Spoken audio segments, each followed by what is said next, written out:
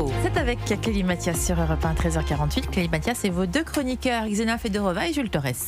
On écoute Friedrich Merz, le chancelier allemand, qui a rappelé le soutien de l'Europe à l'Ukraine hier avant le sommet de l'OTAN. Nous voulons envoyer un signal fort de soutien à l'Ukraine à Ankara. Le gouvernement allemand propose que nous prenions un engagement financier important envers Kiev en tant qu'allié européen de l'OTAN. Le message à la Russie, l'Ukraine reste forte. Le soutien de l'Europe est indéfectible. Depuis le sommet du G7 à Évian, nous pouvons ajouter que l'unité transatlantique est plus solide qu'elle ne l'a été depuis longtemps. Nous espérons que Moscou en tirera les conclusions qui s'imposent. Il est temps d'engager des pourparlers de paix. Il est temps d'engager des pourparlers de paix, dit le chancelier allemand Jules Torres. Friedrich Merz, bien sûr, qui a pris la parole. Et c'est un petit peu dans la même logique finalement que la discussion qu'on avait. Ils font tout ça évidemment parce qu'il y a un sommet de l'OTAN à Ankara les 7 et 8 juillet.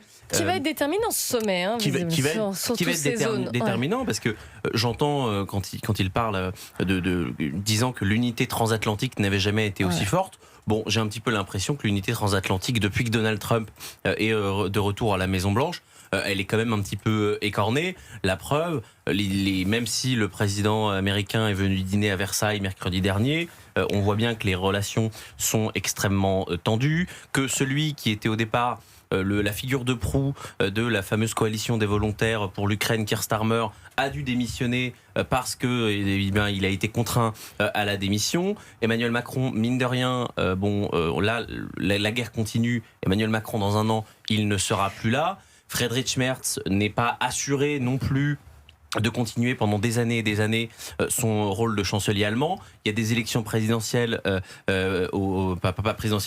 générales en Espagne l'année prochaine. Donc on voit bien que Moscou peut avoir peur des rodomontades, si je puis dire, des dirigeants européens, mais contrairement à eux, Vladimir Poutine, lui, est dans une forme de constance. Alors vous allez me dire, oui, c'est pas les mêmes logiciels politiques, c'est pas le même système politique, mais la constance dans ce genre de guerre et le fait de toujours avoir les mêmes têtes et de toujours avoir les mêmes systèmes, ça favorise quand même celui qui est là depuis longtemps, contrairement à ceux qui changent tous les mois, et pour ne pas dire toutes les années. Oui, mais ce qui a été noté notamment la semaine dernière au sommet du G7 à Évian, c'est le revirement de Donald Trump qui a semblé beaucoup plus en faveur de l'Ukraine. Oui, mais bon, Donald Trump, il revire quand même souvent.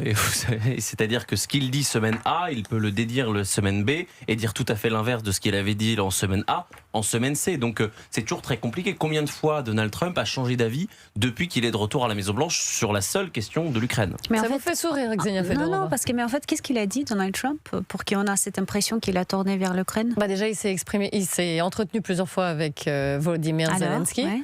Ce qui était un peu obligatoire parce qu'il est participé dans le sommet de G7.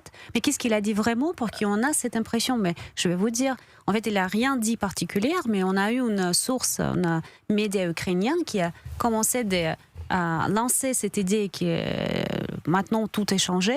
Et vous avez tous les médias occidentaux qui répondent la même narrative. Pour les observateurs, même de voir Donald Trump et Zelensky ensemble est déjà un signe de rafraîchissement. Ce qui n'est pas forcément vrai. Enfin, on peut voir quelqu'un avec qui on n'est pas. Et Jules Torres a tout à fait raison. En même temps, si Donald Trump ne veut pas voir quelqu'un, il ne le voit pas. C'est vrai. Moi, il veut jamais mais après, il ne va pas annuler son visite à G7 pour ne pas voir Zelensky. Voilà. Et je pense aussi qu'il est tout à fait capable de faire les déclarations fortes contre la Russie. Par exemple, il a déjà dit on va renforcer les sanctions. Est-ce que ça change vraiment la position de Donald Trump vis-à-vis de l'Ukraine? Je ne pense pas. Sa position est claire. Aujourd'hui, les États-Unis ne fournissent plus d'argent à l'Ukraine. Ils ne fournissent plus d'armements gratuitement. Ils vendent les armements aux pays européens. Donc, ils font d'argent avec ça. Donald Trump, les États-Unis sont déjà signé tous les accords possibles avec Zelensky. Vous avez BlackRock qui va s'occuper des reconstructions de l'Ukraine après. Vous avez l'accès aux ressources ukrainiennes. C'est les Américains qui l'ont. Donc aujourd'hui, l'Ukraine ne peut rien proposer aux États-Unis et Donald Trump reste toujours un businessman. En revanche, la Russie peut les proposer plein de choses intéressantes dans le sens de business. Donald Trump n'a pas... Oui, d'ailleurs on avait déjà parlé, il y avait déjà aussi des accords quand même qui étaient en sous-main. Mais est-ce qu'il n'y a pas aussi quand même une volonté de la part des Américains d'en finir avec cette guerre, comme il l'avait dit? Il a dit ça aurait dû finir en 48 heures, là on n'y est toujours pas arrivé. Et qu'il y a une sorte d'agacement vis-à-vis peut-être d'ailleurs des deux parties. C'est clair que Donald Trump veut plutôt jouer un rôle de faiseur de paix que quelqu'un qui n'arrive pas à régler ses conflits. Et je pense qu'il va envoyer encore une fois en délégation en Russie. Mais la vérité, c'est que on peut se voir plein de fois, mais il y a toujours un acteur, l'Europe, qui joue un rôle important pour l'Ukraine parce qu'il continue de fournir d'argent et les armements, les renseignements aussi pour qu'ils puissent frapper plus profondément en Russie. Vous avez les Anglais, les Britanniques qui fournissent les renseignements importants, le Storm Shadow par exemple, etc. Donc là, ce qui va très intéressant, c'est ce sommet de l'OTAN. Parce que là, Donald Trump peut imposer et mettre la pression, certaines pressions sur ces pays. Et dans ces cas, peut-être la situation va changer. Et je voulais juste dire que Friedrich Merz, qui fait toujours les déclarations très fortes vis-à-vis la Russie, il est très impopulaire, pas populaire du tout. Il a 16% de popularité aujourd'hui. En Allemagne, c'est le plus bas qu'on peut imaginer. Et donc peut-être pas forcément éventuellement... raison d'ailleurs que de ce conflit. Non, bien sûr. Voilà. Mais ça montre à quel point il n'est pas soutenu par sa propre population. Et ça, c'est le paradoxe. Vous avez les dirigeants européens qui font la déclaration qu'il faut continuer la guerre, mais est-ce qu'ils sont vraiment soutenus par les peuples? C'est ça la question. Non, mais c'est pour compléter ce que je disais un petit peu tout à l'heure, c'est que Friedrich Merz et les Européens en général misent sur l'endurance face à Poutine. Parce que la guerre, en attendant, elle se continue. Mais Poutine, lui, joue justement sur une forme d'usure. Poutine, il sait très bien, sauf, je ne sais pas moi, problème de santé, qu'il sera là sans doute dans 10 ans.